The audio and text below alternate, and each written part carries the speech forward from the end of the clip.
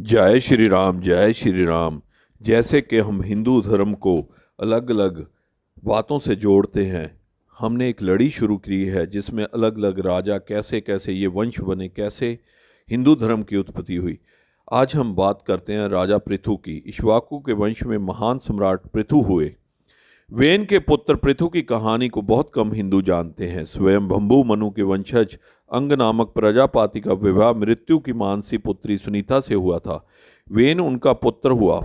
पृथु ने कई महान कार्य किए थे। उनके महान कार्यों के कारण उनको विष्णु का अंशावतार माना गया है। वाल्मीकि रामायण में उन्हें अनरण्य का पुत्र तथा त्रिशंकु का पिता कहा। पृथु की पत्नी का नाम अर्ची था। पृथु के पिता महापापी थे। उनके पाप के कारण वे नरक चले गए थे। पृथु ने उनको नरक से छुड़ाया था। पृथु भगवान विष्णु के भक्त और धर्मपरायण राजा थे। उन्होंने सरस्वती नदी के तट पर भी 100 यज्ञ किए थे। उस काल में यह क्षेत्र ब्रह्माव्रत प्रदेश कहलाता था। 100वें यज्ञ के समय इंद्र ने उनका अक्ष चुरा लिया था। इससे क्रुद्ध होकर पृथु ने धनुष पर प्रत्यंचा चढ़ा दी थी। ब्रह्मा ने उनको रोका। तब पृथु ने प्रयाग को अपना निवास स्थल बना लिया। अंतिम दिनों में पृथु अर्ची सहित तपस्या के लिए वन में चले गए। पृथु तथा अर्ची के 5 पुत्र हुए थे, विजित्राश, धूमक्रेश, हर्यश, द्विन और वर्क। उल्लेखनीय है कि चंद्रवंश में भी एक पृथु हुए हैं जो वनिवृंश के चित्रण के पुत्र थे, जो विदुर को भाई थे। कृष्ण ने इसे मधुरापुरी के उत्तरी द्वार की रक्षा पर नियुक्त किया था। प्रभास तीर्थ में यादव वंश के अंत के समय यह भी परस्पर कला में मारा गया था।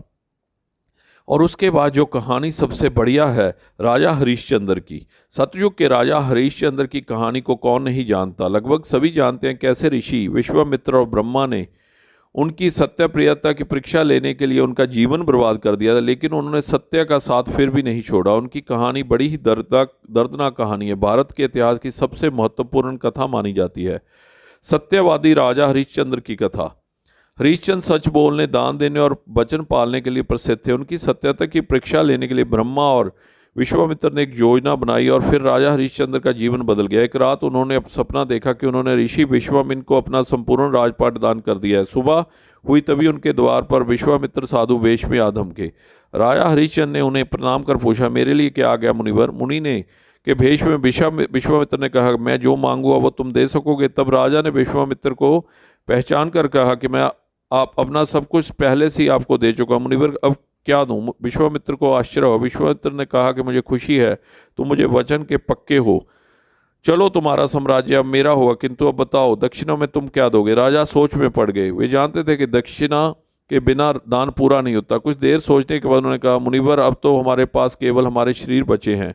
काशी नगरी के बाजार में हम अपने को बेचेंगे, जो मूल्य मिलेगा वही आपको दक्षिणा होगी। राजा ने अपने पुत्र और पत्नी सहित खुद को काशी की मंडी में बेच दिया और उससे रकम को विश्वामित्र को दक्षिणा में दे दिया। बस यहीं से उनके बुरे दिन शुरू हो गए। यह कहानी यहीं तक लिखी। आगे आप पढ़कर पूरा इसका ज्ञान समझें कि विश्वामित्र कैसे राजा हुए हैं। आप इन कहानियों का आनंद मानते रहें और ऐसे ही हमारे YouTube चैनल के साथ जुड़े रहें। बहुत बहुत शुक्रिया आप सभी का। इस कहानी को ज़्यादा से ज़्यादा लोगों तक पहुँचाएँ ताजो आप तक ये बातें पहुंच सके।